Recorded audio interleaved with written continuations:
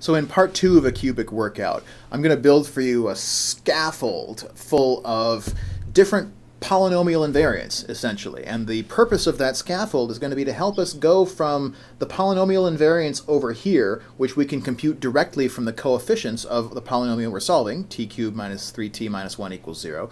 And we can sort of climb across that scaffold all the way over to here, where the roots of our polynomial live.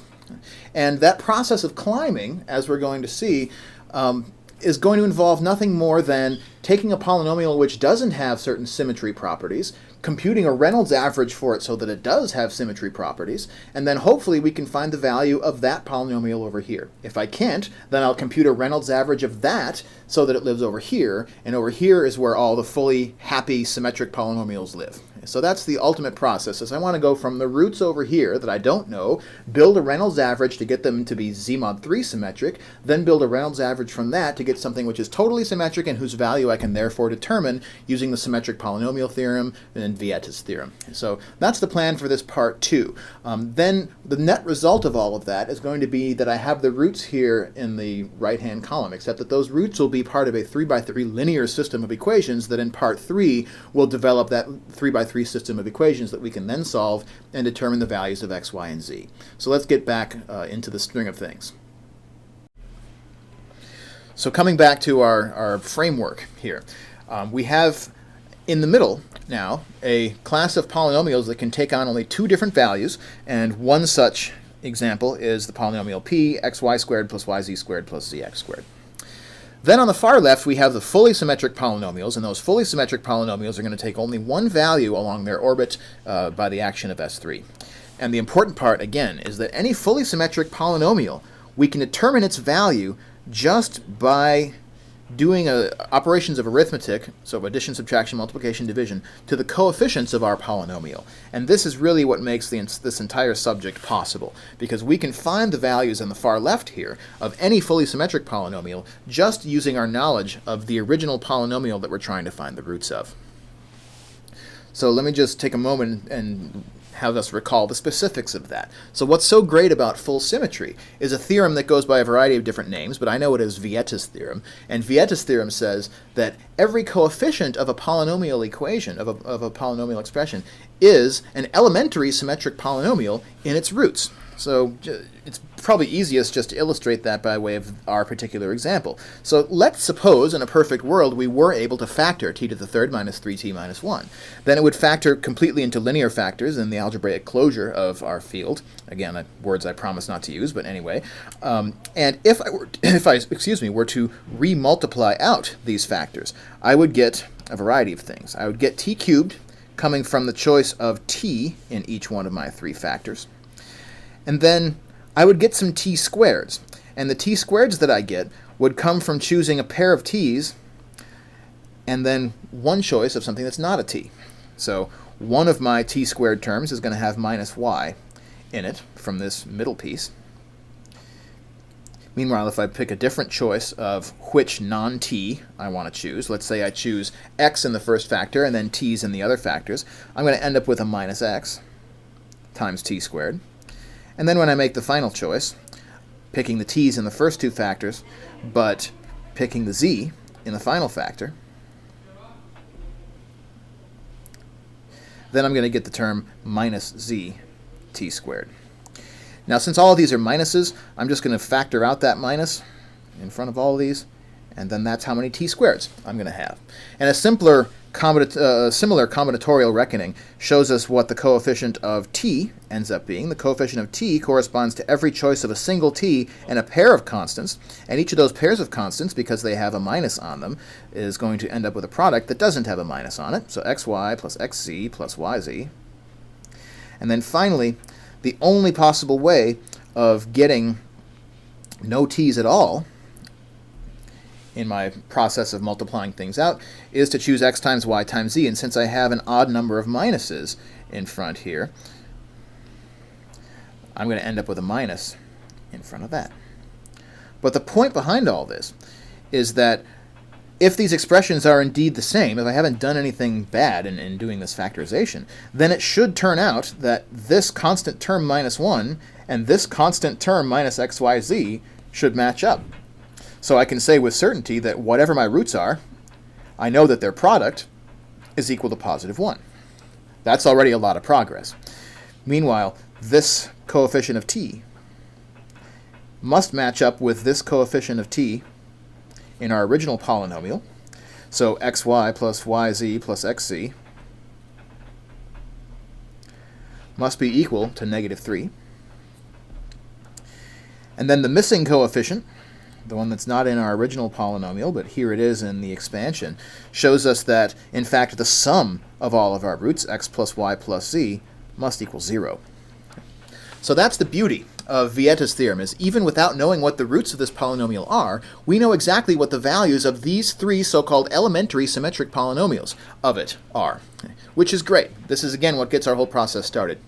But then, if we want to go somewhere else besides these elementary symmetric polynomials, we also need the next theorem that says that any other polynomial that I can write down, which is fully symmetric under the S3 action, will also be a combination of these elementary versions. So we can determine not only the values of the elementary symmetric polynomials, but of all the symmetric polynomials. For instance, let's look at the sum of the squares for a second, x squared plus y squared plus z squared. We can decompose x squared plus y squared plus z squared into a combination of the elementary symmetrics. It's the square of x plus y plus z minus twice the xy plus yz plus xz product. And since we know the value of x plus y plus z was 0, and we know the value of xy plus yz plus xz was negative 3, then we're going to know that the value of this combination of those elementary symmetrics is going to be equal to 6. So this is great news. Any symmetric polynomial at all can be decomposed into elementary symmetric polynomials. The hard question, of course, is how do we do that first step? How do we decompose a symmetric polynomial into a combination of elementary symmetric polynomials in a general setting? This one we could probably do just by eyeballing it, but as soon as things get more complicated, we're definitely not going to want to eyeball or to guess and check or to do anything else untoward. So the question is, how do we decompose a symmetric polynomial into a combination of elementary symmetric polynomials so that we can therefore determine its value from the coefficients of our original polynomial?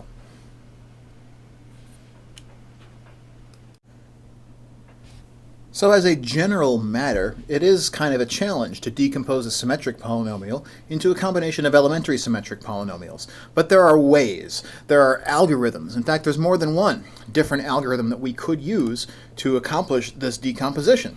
Over here on the left, I'm showing you a page out of a canonical abstract algebra textbook by Dummett and Foote that show us how we can apply an algorithm to decompose a symmetric polynomial into a combination of elementary symmetric polynomials. But quite honestly, once you've used that algorithm once or twice by hand, you realize that this is a job that's much better suited to technology.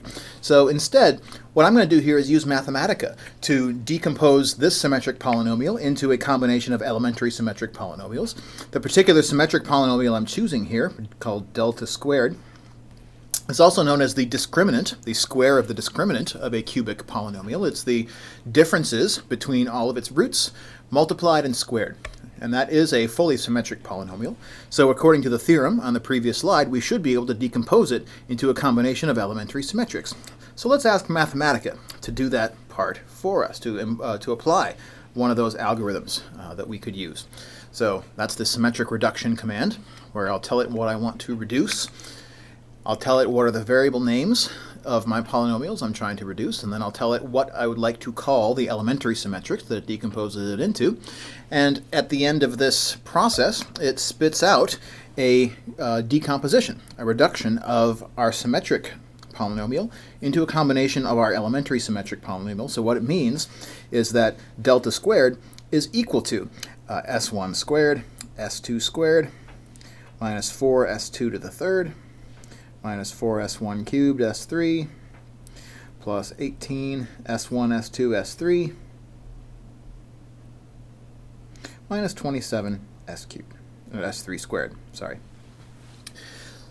This decomposition would have been much more challenging to get out. You can't just do this one by inspection, but this turns out to be a fairly important one for reasons that we'll come to appreciate a couple of slides from now. So technology really is a big help to accomplishing this process of taking any old symmetric polynomial and figuring out how it relates to the elementary symmetric polynomials whose values we can determine directly from the coefficients of the polynomial that we're trying to solve.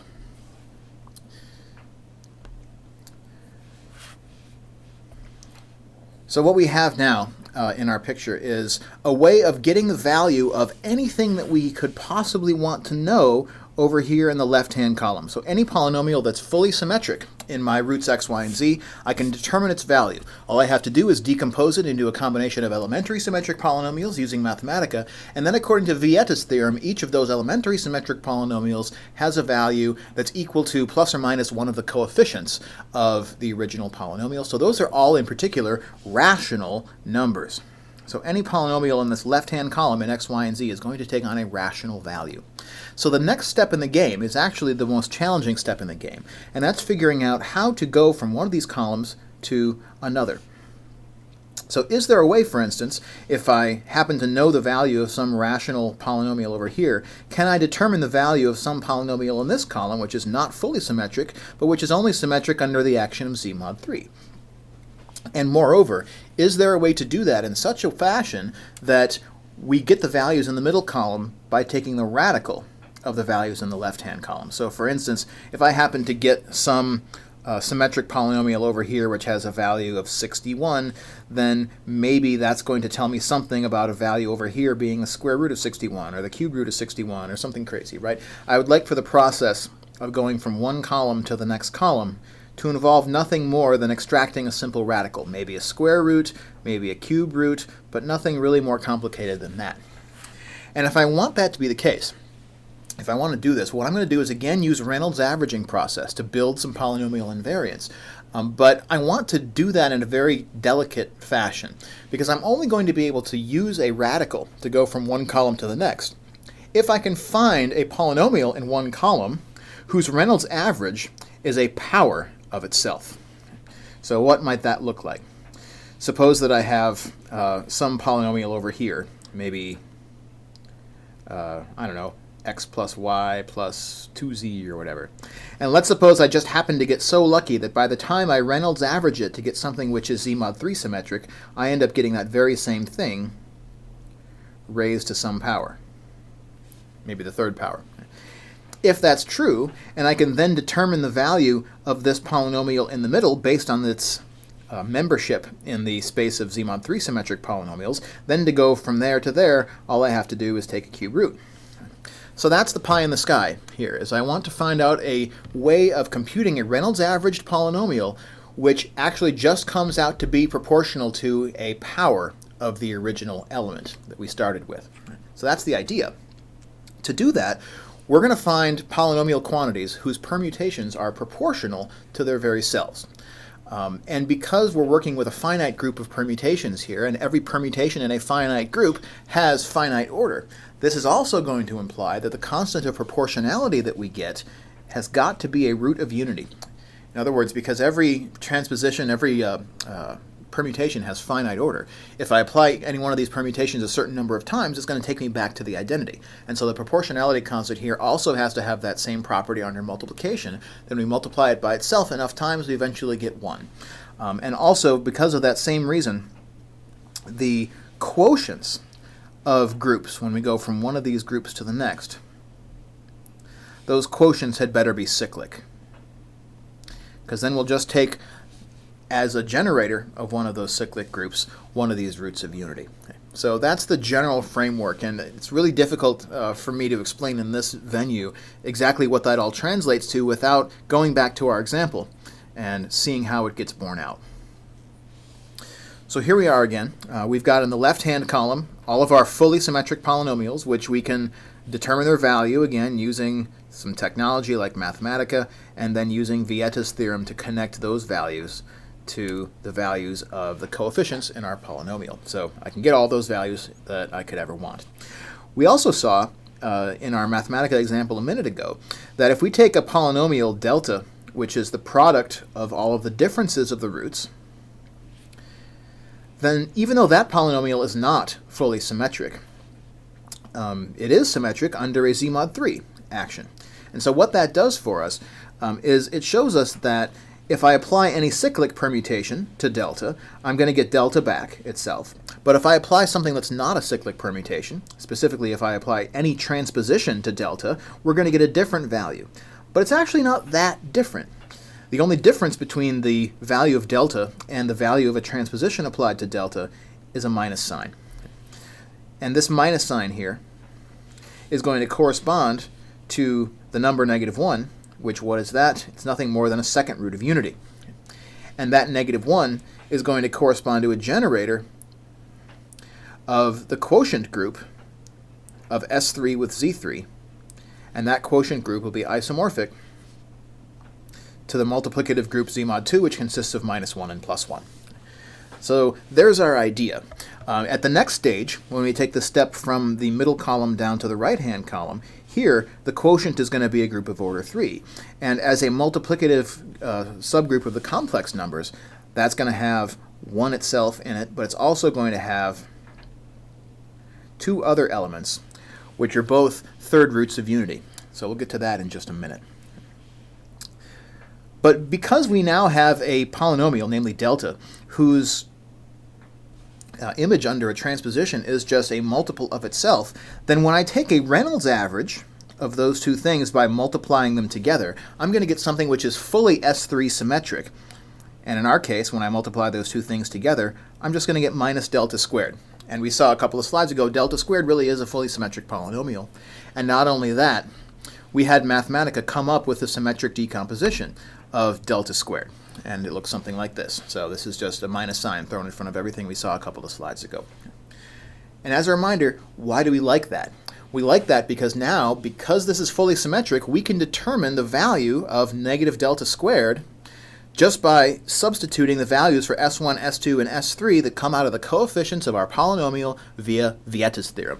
So what that means is we can stuff 0 for S1, -3 for S2, 1 for S3. Those are the coefficients of our cubic. We can stuff those into minus delta squared and find out that minus delta squared has the value -81 for our polynomial. And that's excellent for 2 reasons. First of all, we know now exactly how to find delta, the value of this Z3 symmetric polynomial in the middle column. After all, if -81 is minus delta squared, then delta is going to be the square root of the opposite of that number, and the square root of the opposite of -81 is 9. So we've now found a value for some polynomial in the middle column by making the leap from the column on the left to the column in the middle. And because that leap was caused by a Reynolds average of delta with its associate which was proportional to itself, minus delta, that Reynolds average ended up just being a power of delta, namely a second power because the index of Z3 in S3 was 2. Z3 is 2. And so when we take this leap from the left-hand column into the middle column, all it requires from us is to take a square root. And that's fantastic. That's already realizing the goal that we've set out to achieve for ourselves. And that's the first excellent thing about this example. The second excellent thing is, look at that. We ended up with a number in the middle column here, a value from one of these Z3 symmetric polynomials. We took the square root of something, and in general, taking the square root could give us a really messy answer. But in this example, we took the square root and got something that was an integer again. That is hugely significant, because we can't expect that to happen in all cases. What that's going to, in fact, imply for us is that when we look at these 3 columns here, in general, we could have very different kinds of numbers in the left-hand column as we have in the middle column, as we have in the column on the right. But we do know for sure that the numbers on the left are always going to be rational, and that we end up taking a square root when we get into the middle column. But in the example that we're seeing here, that square root actually ended up giving me something that was again rational. This doesn't always happen. And when it does, we're going to say that really the step that we took in going from S3 to Z3, going from the left-hand column to the middle column, was ultimately not really that much of a step at all. For those of you that are into the subject, what that's going to mean for us is that the Galois group of our particular polynomial is Z mod 3 and not S3. And the reason that that's the case is because when I take the square root of this and bring it over into the middle column, I don't get some new kind of hideous number. You might say in the language of fields that we don't have to adjoin any new quadratic number into our number system to get us into the middle column. We just end up with stuff that's rational. So in our particular example, for our polynomial, everything in this middle column is also going to be rational valued if it's a polynomial with rational coefficients in x, y, and z. And that, again, it doesn't always happen, so it makes this polynomial especially interesting. We also had a couple of other Z mod 3 invariant polynomials. We called them P and Q.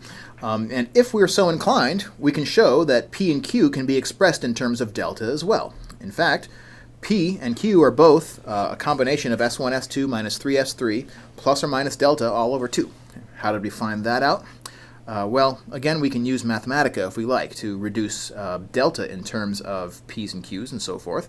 But the upshot of this is since we know that we can compute the values of P and Q, and moreover that those values are going to be rational because S1, S2, and S3 and delta are all rational. So how did I get those? All I did was I asked Mathematica to give me a symmetric reduction of not delta squared, the square of the discriminant, which is fully symmetric, but just delta, the discriminant itself, the product of the differences of the roots, which is sensitive to a transposition of the roots, but which is not sensitive to a full interchange of those roots. And that symmetric reduction gives me the S1, S2 minus 3S3 minus twice xy squared minus x squared z minus yz squared. What is this? This is exactly P sitting right here in the middle. So this has given me an expression for delta in terms of S1, S2, S3, and P, and then I can just turn that around to give me an expression for P in terms of S1, S2, S3, and delta. And the rest of this is just showing that when I expand out S1, S2 minus 3S3 minus 2P, that I do get the same thing as I would get expanding out all the terms of delta itself. So because P and Q are in some sense the simplest possible Z mod 3 invariant polynomials that we can have, given that their values are rational, every Z3 invariant polynomial's value is going to end up being rational in this example. So again, a special case and a ramification of the fact that the Galois group of this polynomial is Z mod 3 and not S3.